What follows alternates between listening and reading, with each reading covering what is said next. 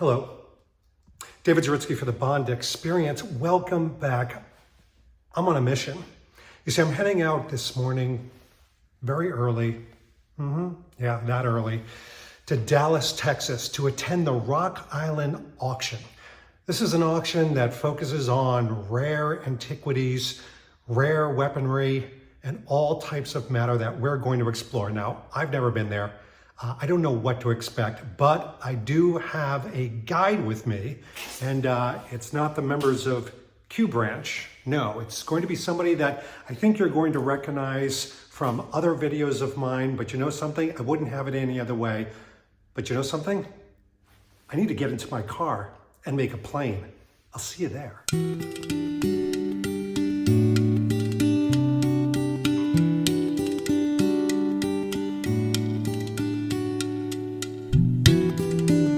All right, well, I'm fresh off the plane, and as you can see, I'm in front of Rock Island Auction Company here. This is where all the adventure's happening, but I am missing my guide, so we've got to find him somewhere.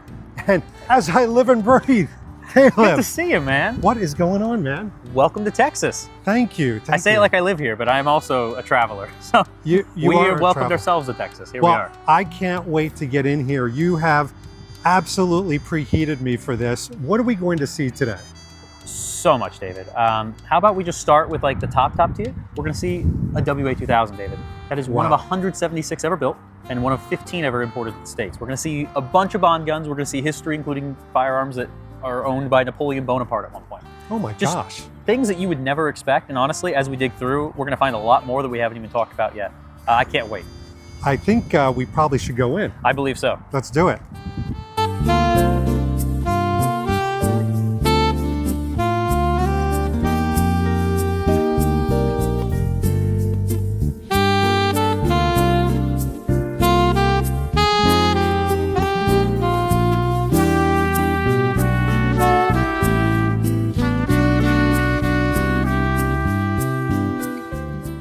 Okay, so this is how we're going to do this. We're going to eat this elephant one bite at a time. Literally elephant.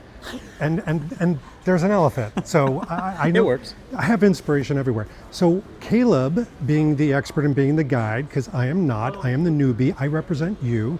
Caleb is the expert involved. Sherpa, perhaps? Let's call it Sherpa and guide, yeah. He's going to take us around in what we call a strafing round. So we may not dwell too much on any one thing right this second, but he's going to give us a quick tour because this room can be overwhelming. So I'm going to get behind the camera. Caleb's going to be the mouthpiece. Let's get to it. Let's do it. So as you come through here, David, it's really easy. It's set up by day of auction, right? So we've got day one in linear order, more or less, day two and day three. So as you can tell, there is a ton that happens here. And so because it is so overwhelming, having it set up in this way with all the tags and the lot numbers, etc., allows me to go, okay, yeah, I have a wish list that I put together, whether I was looking at the book or doing it online, of guns that I knew I needed to see. I can come in here and I can start beating the drum to find the one that I want. And do people actually come in here and carry the catalog with them? Do they write down and jot down numbers? Yeah, a lot of folks will actually physically have the catalog. You see a lot of like notebooks. I always carry a pen and paper kind of style notebook where I will write down or jot notes as well, because you know it's one of those things, you see something in person, it might be different than what you were seeing online. Great example of that is a previous auction we went to. There was a Colt 1911. I have a buddy who's a little Led Zeppelin-y, if you will. He wanted Colt's 1911 serial 666. Oh. But the gun had been it was really rough on the inside, but we wouldn't have known that if we didn't come in and take it apart. So that's the kind of cool thing here, right? You've got everything from miniatures, like tiny, and these are cool because, you know, it's not my bag, to quote Austin Powers loosely, but like just the precision of like quality that you can make something that small to dueling pistols to English flintlocks. I noticed that dueling pistols are very hot. I've seen a lot of social media around those. Is that like a gentleman thing? Is it historical? Yeah. All the above? Yeah, all of the above for sure, and especially because of the ones you see in the auction right now. Like there's a set that was owned by Napoleon Bonaparte that was actually gifted to him by the city of Paris. We'll spend some time with those later. Oh my gosh. But you got crazy stuff like this. I have a set of flintlock pistols here that have bayonets that deploy. So it's just crazy. Yeah, hand engraved, Colt revolvers, Smith and Wessons, back to back to back pieces of history. If you're, I'm so used to saying if you're a Bond fan because I usually film for other audiences, but Bond fans might recognize the 1903 pocket hammerless. That is the actual 32 of espionage. That would have been what the SOE or the OSS would have been issued during World War II. And if you watch You Only Live Twice, as one should, the Kobe dock sequence in particular, they couldn't import props, but the Japanese were very fond of the Colt 1903, so the Colt 1903 is actually a stand-in. There's a lot of really great stills of Sean Connery running around the docks with a Colt. Okay. So onward.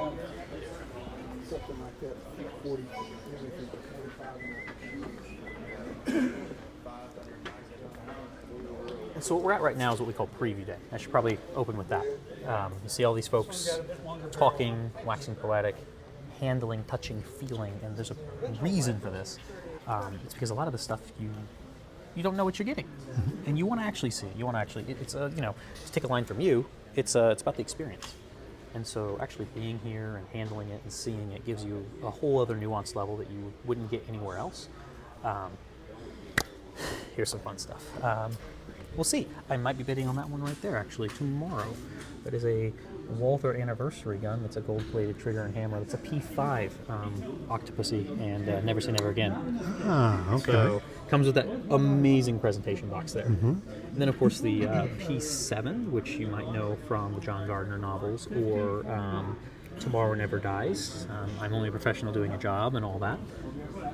Really, really cool stuff. Historically amazing firearms. Again, See, Bond fans who come here may have to hire you to do this, because this is the most informative thing that I've ever done with weaponry. And here's some crazy stuff too. How about an experimental World War I trench helmet made by the Ford Motor Company?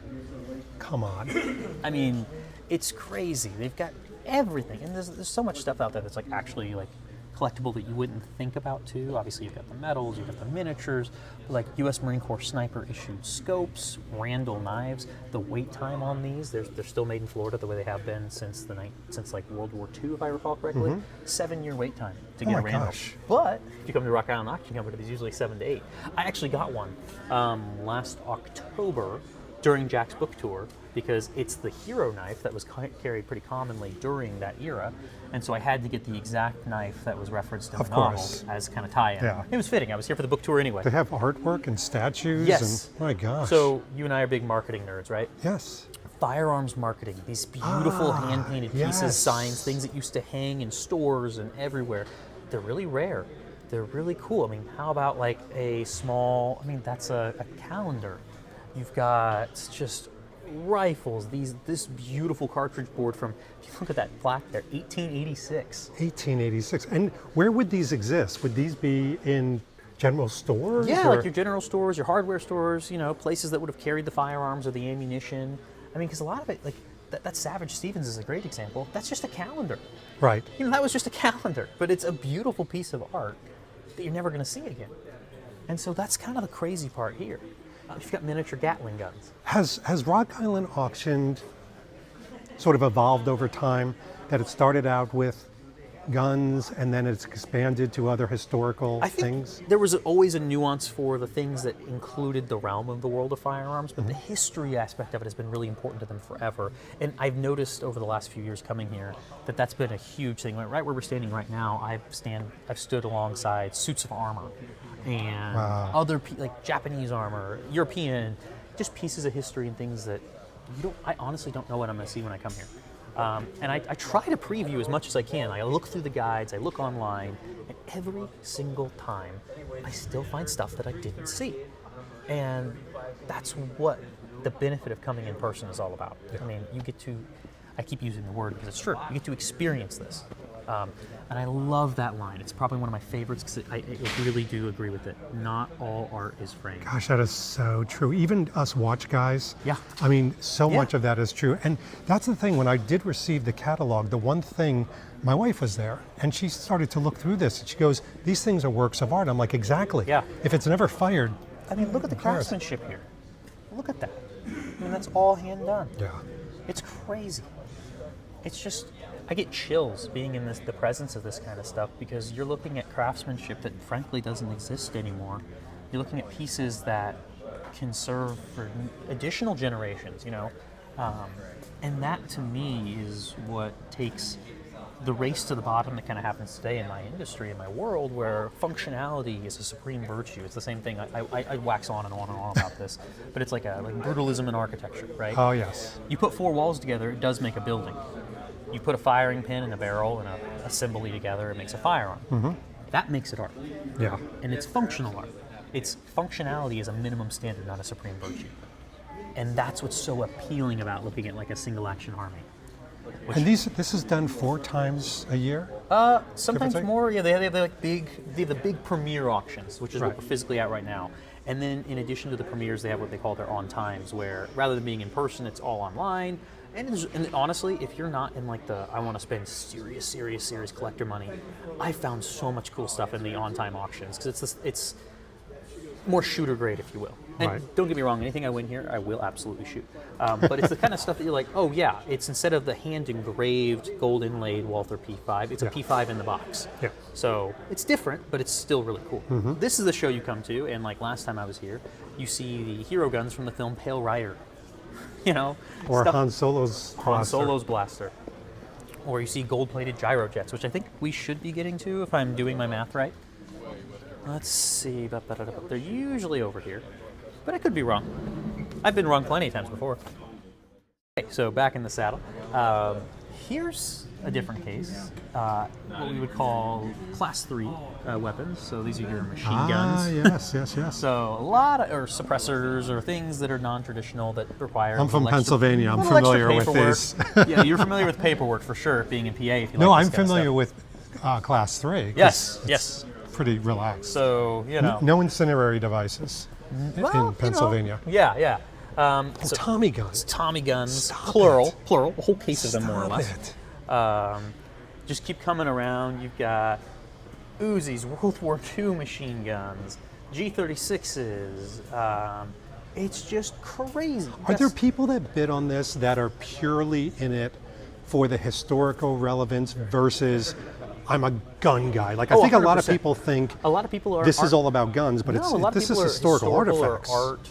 And other people bid on this because, it looks like the gun from the A-Team, and it's a select fire A-Team gun. Is it really? Yeah, I mean, it's the Mini 14, which not technically a Mini 14, but we won't get into that. Wow. And then you've got these center cases always have the craziest stuff in them. We're talking like English game rifles, side-lock shotguns.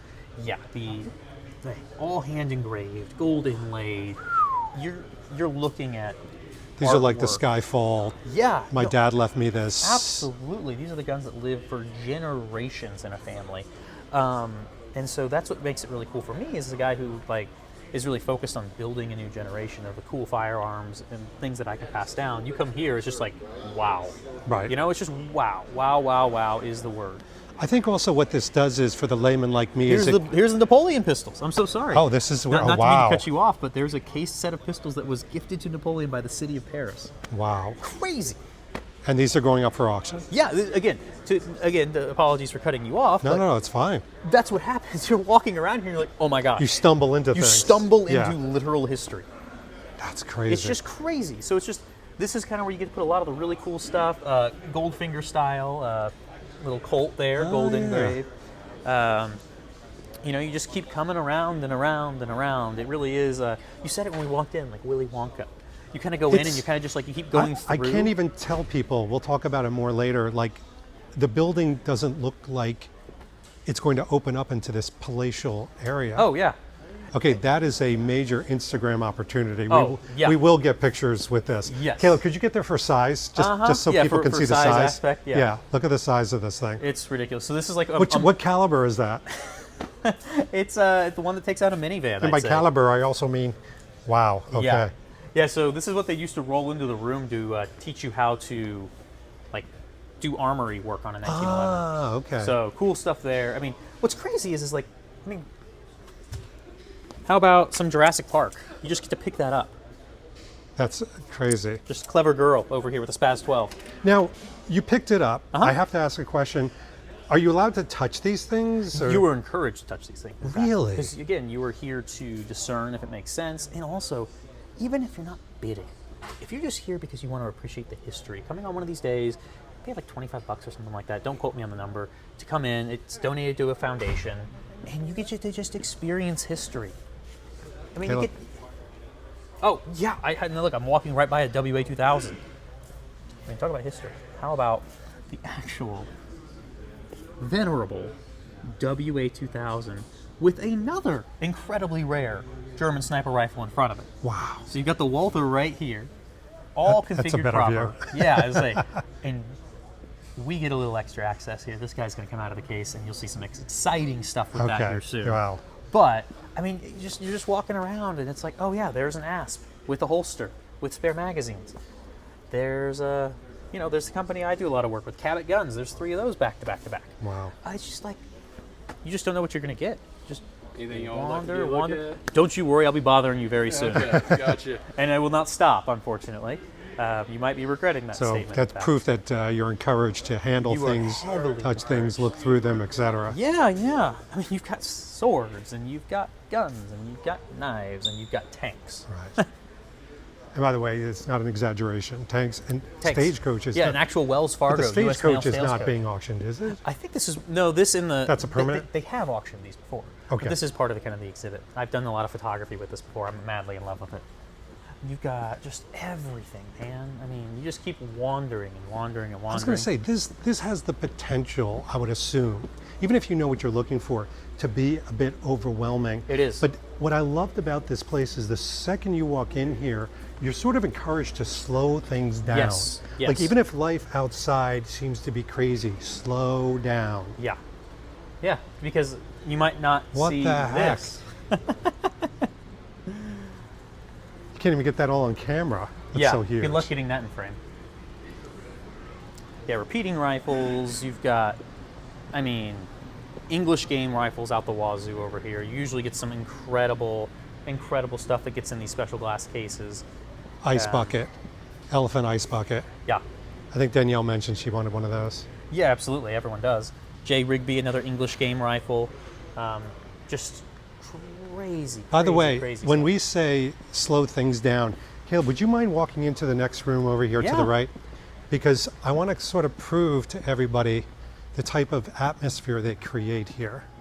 We're getting the full tour, ladies and gentlemen. Yeah, it's all off the So, cuff authentic. So this here's- is where it actually happens. Auction's going to be right up there. Mm-hmm.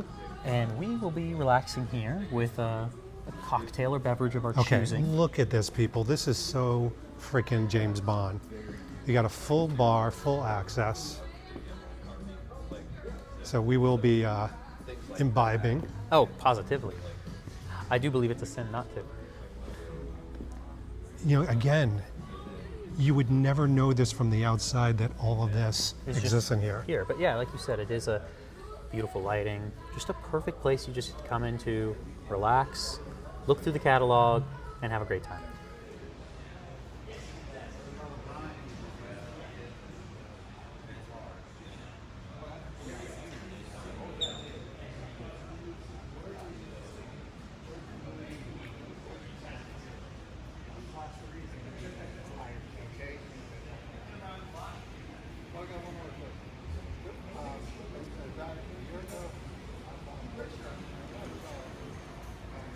Okay, I've got to tell you, folks, and this is not playing for the camera. Caleb can attest to this. It is a lot in the best way. Like I'm absolutely. going through, that was a quick strafing round. Now I see why you're encouraged to really spend hours here. Yeah, absolutely. Yeah, I really say, they say preview day, and I do mean that. You don't want to come here for like an hour. You're going to be regretting yourself if you don't. So like spending the day here, if you Yeah. can make it happen, is worth every second. And everybody that we're running into, and I measure this because you, me, we as Bond fans look for the customer experience. Everybody has been so hospitable, so kind, so welcoming. It's like they've opened their home, but now it's our home. Absolutely. And we're going to show you more in detail because, folks, we're just getting Yeah, we started. haven't seen nothing yet. All right, so the powers that be were good enough to oblige these two Bond fans with something very special. Not one, not two, but what do we have here? Yeah, we've got a couple of the craziest guns that aren't gun's a strong word too. I use that a lot, but this is a gyrojet. So you only live twice. Yep. We'll be humming a lot of John Barry today, I think, holding one of these. We will. And by the way, this was a terrible tease. I got to tell you what Caleb has been doing to me. He took me on a strafing round and he pointed to it and then he moved on. And I'm like, hey, no, we got to talk about you only live twice. Why are these so special? So these are really interesting pieces of firearms history. They're in that era where everything was super experimental, right? You're in that like Jetsons era, like what the Jetsons was kind of pretending things were going to be sort of thing. And so you have these guns that are just super weird. I mean, you look at the rounds here. They're rocket-propelled cartridges. That boggles my mind. They use rocket fuel Right. to shoot. They're incredibly inaccurate. They're incredibly ridiculous. Thank you. But they fit the aesthetic of You Only Live Twice for a lot of reasons, because they do have that crazy quasi-ninja custom, and they are silent out of the gate. They are suppressed because they are so slow and silent. And they have real-world espionage history too. So they were used is a tricky word, because they were tested by McVie-Sogg. Fans of Jack Carr would know them from the Cry Havoc novel. Okay. That's the clandestine group of operators that operated in Laos and Cambodia during the Vietnam War, when we weren't supposed to be there, during the secret wars. It's because they were doing that, they used a bunch of non-standard weaponry, things that couldn't be tied back to the United States, right? So one of the weapons they tested was the gyrojet pistol. There's one instance where a gentleman who was given the Medal of Honor post his passing in combat was found with one of these on his person. So Wow. there's potential that it was used in combat, but the kind of juxtaposition here is fascinating. So all these gentlemen, I have a friend who was in McVie-Sogg who jokingly said, we were all just like James Bond without the girls, cars, or casinos. But yes. they were behind enemy lines and that's John Meyer, by the way, amazing guy. And so when John and I were talking about these, it really was we used all the crazy guns, we tried a bunch of these crazy things, some things were used, some things weren't, but just think about that for a moment. They were in Laos and Cambodia fighting a secret war when, like, 1,000 miles away, 1,500 miles away, You Only Live Twice is being filmed in Japan. Right. So it's like crazy. And You Only Live Twice. I mean, the armor there probably chose it because it was very fantastical. Yes. It was very... it fits that Ken Adams. Roald Dahl, Ken Adams. Yes, that I was just going to say. Very, very, like, crazy, unexpected. And that's really, once you get to that part of the Connery era, the fantastical was really taking over, right? And this suits that bill. This goes perfectly with a volcano layer. 100%. Is what it does. What I love about coming here and seeing this is what Rock Island Auction does, is it takes those somewhat unrealistic fantasies and it makes them come true. And you see the history, but you have a chance of owning the history, which boggles the mind. And by the way, Caleb whispered something before the camera started that I want to echo. You tell me. You may actually go for this. Yeah, it's one of the top of my radar. So a good friend of mine gave me a hard time because I missed out on one the first auction I came to here. So it's the one that got away in the most literal sense. Yes. So picking up a gyrojet would be fantastical, to use the word again. And then we'll have to camp at his place. That's exactly it. Let's go check out some more goodies. Yeah, rock and roll.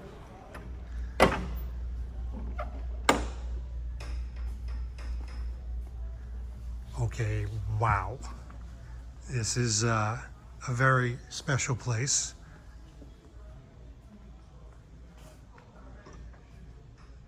Let's just take this all in for a moment. As usual at Rock Island Auction, there's a lot to take in. This is the boardroom. This is expansive. Who's allowed in here? Obviously VIPs and certain buyers, but it is made to feel very comfortable. But it's also about artifacts. It's about history. You've got World War II hand-painted jackets that are nestled and sitting by a Lamborghini. I know. The dichotomy of the two together is pretty amazing. Only when you realize that there's a lion by the Lamborghini, by the jackets. So this is about taking in imagery. It's about taking in history. And lest you feel like it's only small parts, look at some of the artwork, look at some of the artifacts that have been, I'll say it, lovingly collected over many years and time through many people. I mean, look at this expansiveness. What I love about this as sort of the Bond aesthetics is that this does not feel like a lair. This feels like a lounge. This feels like the type of place that Fleming would have gravitated to with his friends, the type of place that Bond at any age would have sat down with his friends, with the SIS, and told war stories and stories about the different artifacts. This is that room. And by the way, if you're not getting that Bond vibe yet, well, you're about to very shortly when you see what we're going to bring out. But before we do that, can I offer you anything at the bar? Yeah, it has that too.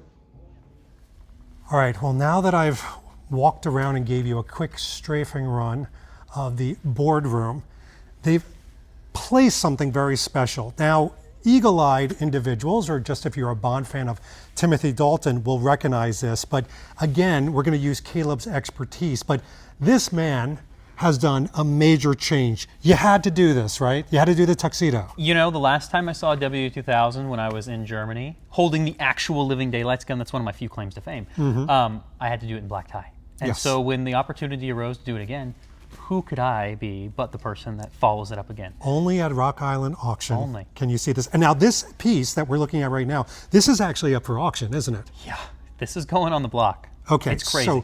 So this is why we are bringing you this content. Caleb, please regale the audience. What do we have here?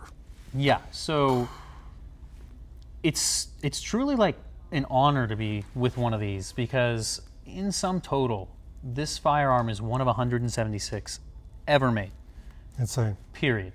And of that even finite number, only 15 have ever been imported to the United States. As far as we're aware, only 14 of those are made because someone tried to smuggle one into Canada. And so it got destroyed across the border. So that really isn't 175 is the total number now as far as we know. So to see one of these in person in the United States is an incredibly rare experience. Not only is it rare in that sense, but it's rare because unlike so many of the WA2000s that came to the United States, this gun is completely full in its configuration with the bipod, the scope, the literature, the carry case, and the sling, and the magazines. Now I say that's rare because when they were imported, because the importer knew how expensive and important all of these pieces were, it was a, hey, if you buy the rifle, that's great, but you know, that magazine you want with it, it's gonna cost you. That scope, it'll cost you. That sling, it'll cost you. And so they got parted out. There's very few of them in full configuration like this. So that's really, really, really special. And then of course, from a pure fan perspective, people might recognize it from two things. One, obviously, if you're a Bond nerd, you're absolutely gonna recognize it from the Living Daylights. Yeah. That's why I'm in the black tie. It's directly pulled from the pages of Fleming, not this gun naturally, but the scene. And the Your Honor, I moments. have a question Yes, about that yes, first please. before we go on, because I know you're going to move to something else. No. Living Daylights, Timothy Dalton grabs this. Has this been used as a sniper rifle? Oh, absolutely. It's what it was absolutely designed for. Okay. Now, the reason why it was so limited in production is because during the time that this was being made, this was made in response to the devastating events of the 72, if I recall correctly, 72 Olympics, when the Israeli team was taken hostage. Sure. There was a hostage crisis that happened there, and the German military, you know, the post-war era, found themselves incredibly undergunned and underprepared for that terrorist threat. They were shooting open sight iron rifles. They were unable to successfully do any sort of counter sniping or sniping measures. And so this gun is part of a whole litany of firearms that kind of came out of the response to that. You've got, of course, the HKP7, the HK made a rifle like this, and that kind of answers the whole question as to why it's limited in use. HK ate their lunch. Okay. They made a very successful rifle, the PSG-1, that dominated the scene. This, as a fan of Bond and watches and things like that, is a Swiss watch. It's a German over-complex machine that was meant to fill a military law enforcement role that was far too expensive and far too heavy for most needs. So it is Caleb designed... throwing the smack down. No, I mean, it's true. Listen. Nobody is a bigger Walther nerd than I. And by the way, history's not always pretty. No. Even the most beautiful history, Absolutely. the beautiful art. And there's a great quote that the auction house has in there about not all art is framed. Is framed. Yeah. This is artwork, is. and you are a gun aficionado. I am a layman, but we're both looking at this with little drips of drool because of the connection to not just history, and that's why I'm asking these questions, but also to Bond. This thing looks beautiful. The lines, when I look at my Aston and I look at the lines, I know it is an inanimate object, but I also know that there's beauty to it. This has the same thing. Absolutely. I know what it's made for. I know the issues it may have had, but it's beautifully, aesthetically, and otherwise. Well, and frankly, just because it was expensive didn't mean it didn't work. It just didn't fill the particular governmental contract roles it might have required. Got it. Which is, mass production at a limited price point. So it is beautiful. It is incredibly functional, and it's incredibly cool. It's the kind of gun that actually fits that Dalton scene flawlessly. 2 reasons. 1, you never want to be the guy who lugs this into the room. You didn't have to. And then 2, that's true. It really is the setup, prep used, tight quarter environment sniper rifle. So for the uninitiated, the word bullpup, what that means, right? So the magazine receiver is all housed back here, which allows you to have a longer barrel, which creates more accuracy, right? With a shorter platform. Right. Because usually the receiver is forward to the trigger guard, and that means that the barrel starts here and goes forward. So this makes it more compact. Now, still heavy as all hell. It's like 16 pounds. Yeah. And so it's but he did balance it. He did. No, and it's absolutely. I mean, you've got a thumb hole stock here. It's designed to be comfortably balanced, functionally shot. It's just you don't see them. Walther owns 4 of these, and not a single one operates because the parts are so rare. Oh wow! It's just crazy. Is it accurate enough to shoot a cello? I would like to think so. Okay, I'm just seeing if it's very confident, especially if you had that giant night vision scope on there. It's easy money. That's really, especially from across the street. If you couldn't do that with a precision machine like this, you probably shouldn't be doing anything with a rifle. True. And by the way, we have been talking about on this video a lot about the type of people that come to Rock Island Auction, and it's everyone you can imagine. It's not just the gun aficionado that can wax poetic like Caleb. It's also the David Zaritsky's, lawyers, doctors. There really is no type, but it is people that appreciate these type of things. Oh, absolutely. Ultimately, is there a type of individual that will win this? Is it more you think they're going to go for the history, the rarity, all the above? What do you think? Speculation, I know. Yeah, pure speculation. I genuinely hope this goes into a collection of somebody who's not only like historically affluent, but somebody who's genuinely interested in it. Because unlike a lot of the collectibles here that are going to fetch the sum that this likely will fetch, which will be earth-shattering, I firmly believe. Yeah, I mean, it's a Walther, so it deserves that. But it's somebody who actually wants to appreciate, use, and respect this gun. It's, and where I was going with that is, unlike so many of the pieces that will fetch that price here that are rare pieces of history that you probably won't be shooting Napoleon Bonaparte's flintlocks that we saw earlier, right? Right. And I get that. But this is meant to be used and appreciated. I mean, this is the kind of gun that you should be trying to dial in at a mile just for fun. Yeah. And it can take it, and you should be. And so that's my hope, is that when you see art like this that is functional, it doesn't end up in a safe for generations. It's used and it's passed down. Going back to the watch analogy, if you find your grandfather's Rolex sitting in a desk drawer, flawless and mint in the box, you know where that goes? The Antiques Roadshow. If you have your grandfather's watch that he's worn his entire life, that's a piece of family history that gets passed down time and again. And just think about it. You think about all these things that end up at those types of places, it's because the history isn't being respected, passed down, or talked about, or used. Right. It's a thought, like you said. This is art that's meant to be used. If you think about it from a storytelling standpoint, you are then handing this over, or somebody's winning this to continue the story of this piece, how it started. You're taking a part of that heritage. You're continuing the history and the story. And I'll tell you what we're going to do. We're going to appreciate this a little bit longer, but we're going to go in and actually watch the auction take place and see how did this process happen. Yeah. You ready for this? I can't wait. Let's do it.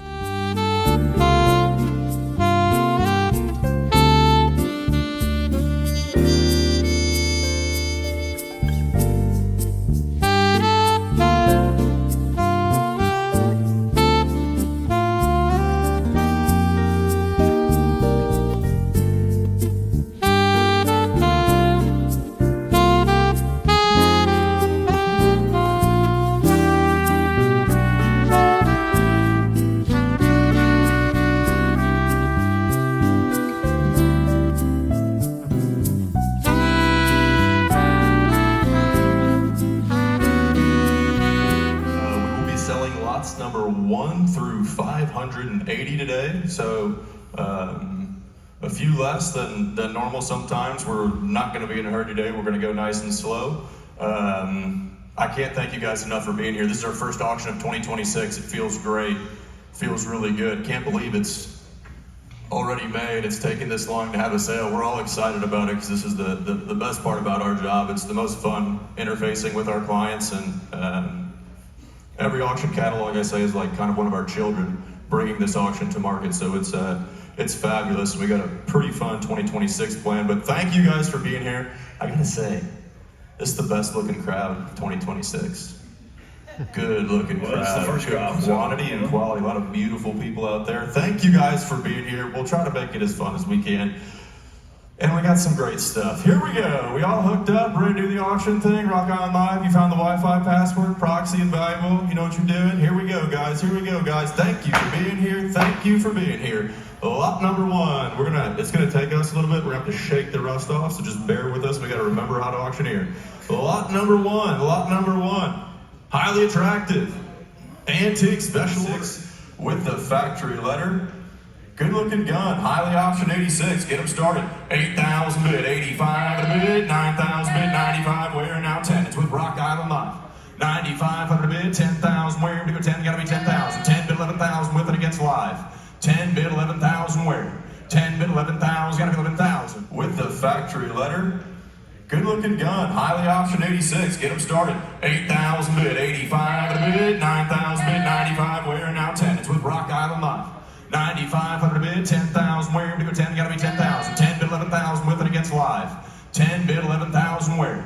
10 bid 11,000, gotta be 11,000 live. 14 to bid 15, gotta be 15 to bid 15. Last call, fair warning, fair warning, fair warning. Sold at $14,000, bidder number 23, gotta be 130. All in, all done as he should. Last call. Fair warning, fair warning. Sold at $120,000, it's been on the phones. I need $625,000. I need $625,000. 600,000 has been on the phones. I need $625,000 where? Selling once at 600,000. 625 and now 650.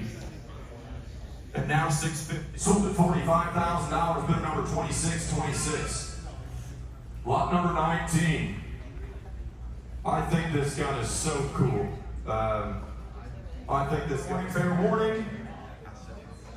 Sold at $750, bidder number 5804, lot number 85, large cane with ivory head, 700, 7.5 bid 8, what do you go in? Gotta be 800, 750 bid 8. Sing the whole song, forwards and backwards.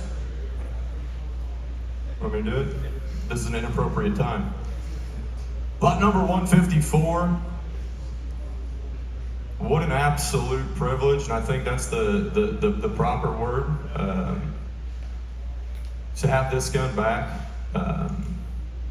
One of the real icons in what we do is we sold the 1-1000 earlier and said any chance you get to see a Patterson, a Walker, 1-1000, you got to do it. Any of them, let alone a benchmark example.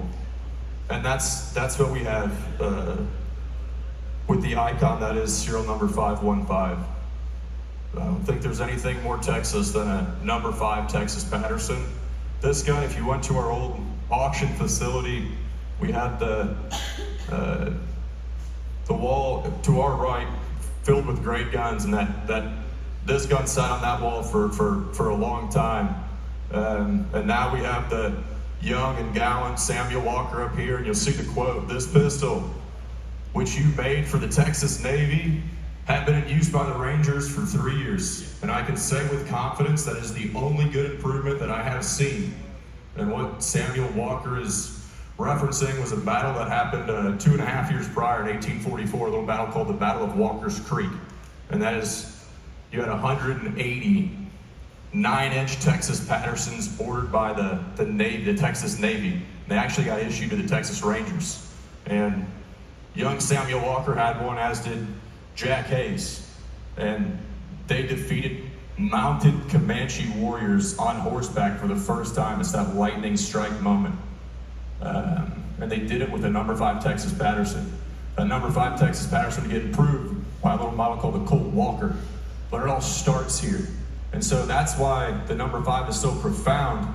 But what you have here is the specimen, right? The benchmark specimen by all others are judged. Because this thing is an absolute specimen for condition and rarity.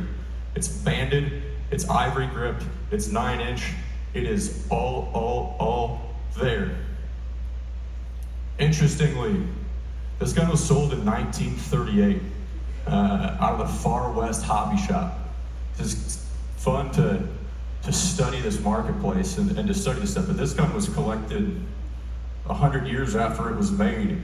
And they sold it on the David Ingalls collection, and they called it the best Colt outfit that they had ever seen. That's back in 1930. Rare, spectacular and iconic case number 5.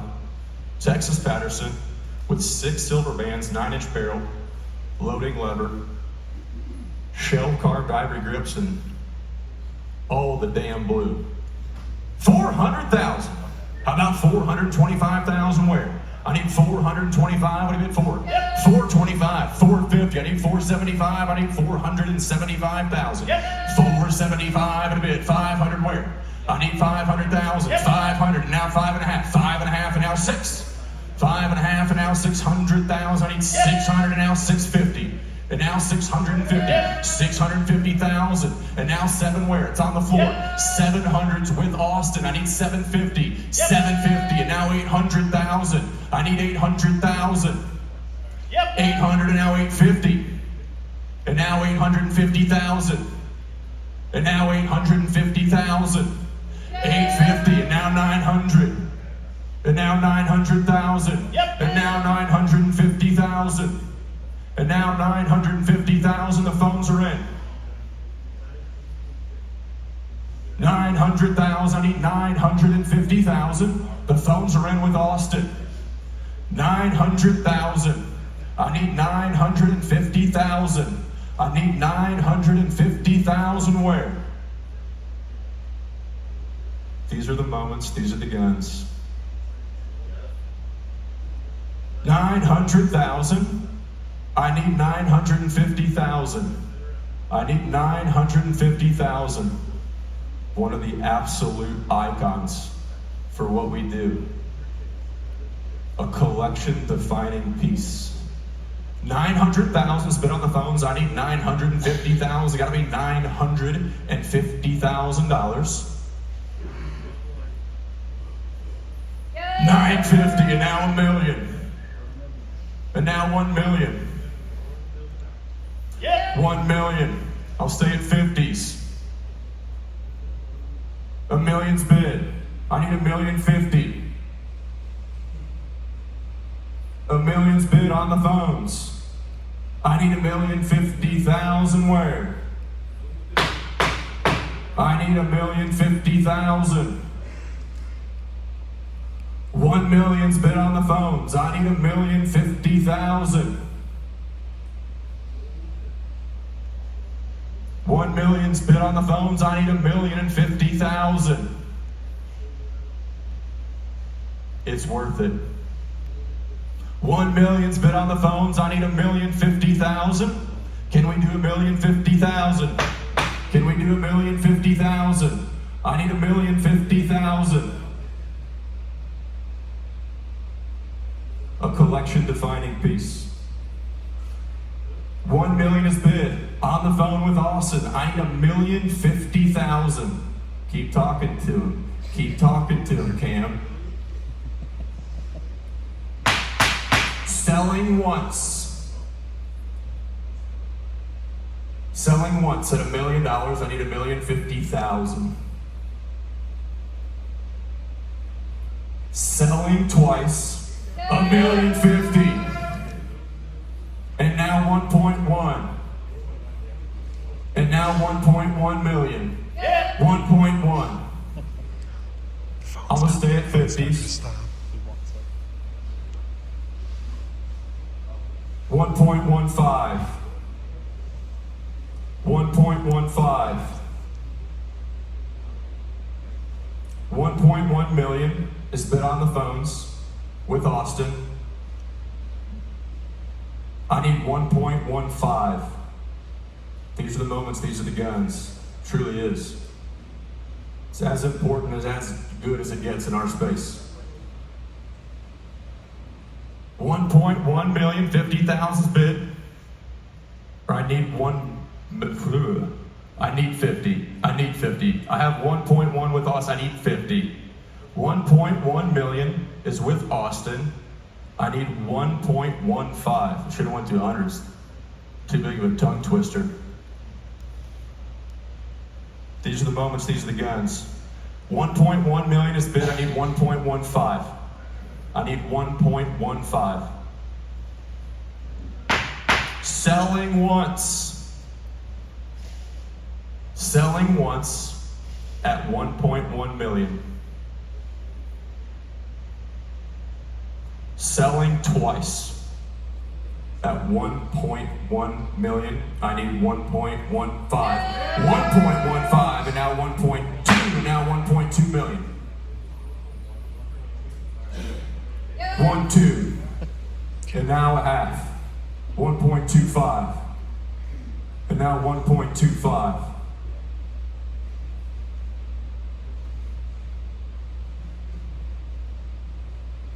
I'm still gonna give you time. 1.2 has been on the phones, I need 1.25. Gotta be 1.25. 1.2 million is bid on the million. Selling twice at 1.2 million. Last call, fair warning, fair warning. Sold at $1.2 million. Big number. 15. Thank you so much for that. Thank you so much for that. Great gun. Great gun. Okay, ladies and gentlemen, I'm here with Matt Peak. Matt, thank you so much for having us. Thank you so much for coming. It's a pleasure. This is fantastic. My jaw has abrasions from scraping against the ground, seeing all these incredible things. Please explain what you do here. Well, I'm the Director of Marketing here at Rock Island Auction Company, and at Rock Island Auction Company, we'll put it real simply, we're the caretakers of history, and we handle the finest guns in the world. Whether you're interested in cowboy guns and the American Trip West, Manifest Destiny, whether you're into World War I or World War II guns, whether you're into the mechanics of firearms and prototypes, or you're into Hollywood and movie guns, we carry it all, and we have 3 or 4 premier auctions every year. And that's where people can come to this building, which we call the Cathedral of Collecting, and experience what it is to be in a live auction. Of course we do online auctions, but the live auction portion, it's an experience like none other. It's immersive. And I want to give you some feedback because, especially as the head of marketing, when I walked in here, first of all, I said it's like Willy Wonka. You know, you go into this doorway and then this palace, I like how you call it a cathedral, I'll start calling it a cathedral, opens up.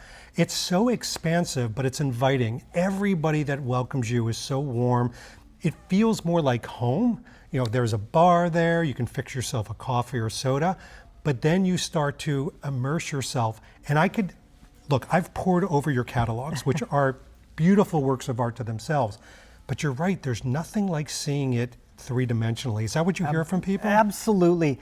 I think the photos are fantastic. We do put together fine catalogs, and they're beautifully written and beautifully photographed, but to hold these pieces of art in your hands, roll them in the light, and that's what Preview Day, every Thursday prior to the auction, Right. You have the ability, people off the street have the ability to come here and experience and handle these pieces from history, and there's truly nothing like it.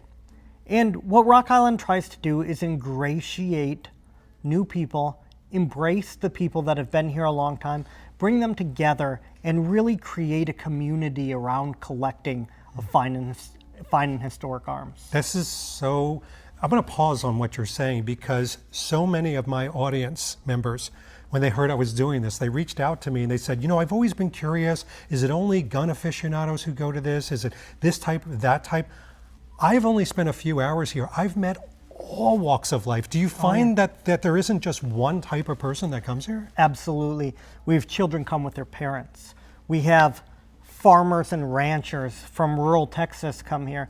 We have dignitaries, we have celebrities, we have millionaires and billionaires, but then we also have somebody who's saving up for that key piece or looking for a piece that their grandfather owned or their father owned, that they just want to be closer to that.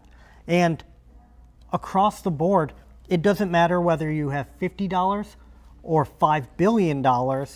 We want to be able to take you, have you be part of the family, and be able to help you be able to make your dreams come true. And that's what we try to do here. That embracing of different, I'll call it wallet sizes, for want of a better term, is felt. Because as I walked around, I asked a lot of questions, but as I walked around, I saw things that were absolutely entry level. Of course, you have the creme de la cremes, the Napoleon, owned pieces. But it's not just about that. And I do love the fact that really the company itself is just trying to engage people as much as possible. Absolutely. I can't say this enough. I was very late to the firearms world. I was 28 years old before I ever picked up a firearm. 2 years ago. Yeah, absolutely. Come on. The thing is if you love history, if you love firearms, if you love a community, this is your ability, this is your place to be part of that community.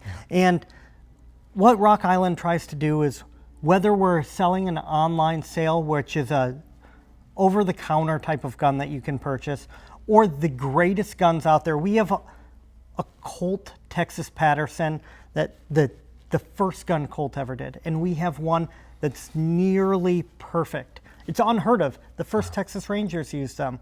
We have that sitting in our lobby right here.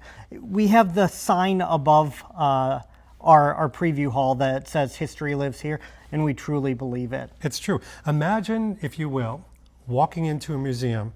Not only can you touch the pieces, but you could potentially walk out and own the pieces. And it is art. It is history. It's all these wonderful things. And by the way, I want to thank you for inviting us. We're going to go enjoy it. Thank you so much for coming. Thank you so much. Well, the auction is still going on. I think you can sort of hear it in the background, but I have to make a plane. But this was such a great introduction to Rock Island Auction. Again, if I've said it once, I've said it a million times. The people, what impressed me the most. I mean, we are surrounded by these beautiful artifacts, but they were cultivated, they were curated by incredible people that were a part of the journey of these items. They were part of the story, and the story continues through this company. It allows people to continue that story by owning these items, and it just impressed me. The things that surprised me the most was my interest in the history and the items. Again, I am not a gun aficionado. I needed Caleb to Sherpa and advise me on things, and he gave me such an education over the last 2.5 days. But I'm walking away with so much of an appreciation. I've got to say this to you. You probably need to get here. You probably want to come and experience this, even if you have a slight interest. Yes, you'll see Bond things and things within the movie realm, but you'll also expand your general idea of part of history. I mean, there's marketing, there's decoration, there's weaponry, and it's about the people that connect these all together. And RIA, Rock Island Auction, they've done a superlative job of making somebody like me not feel lost in the process. I want to thank everybody for that. And thank you for tuning in. I hope this was fun, educational, and if you're in Bedford or a part of any one of their amazing auctions, you need to stop by, and who knows, maybe we'll even have an event here one of these days. Gather all in Texas? I think that's very doable. Anyway, this has been David Zaritsky for the Bond Experience. We'll see you all real soon. Take care. Thanks for watching the Bond Experience. If you like what you saw, why don't you subscribe to the channel by clicking this button right here. We'll keep you up on everything new that's happening in the world of Bond. And speaking of something new, here's something new just for you, because we know you so well. Talk to you soon.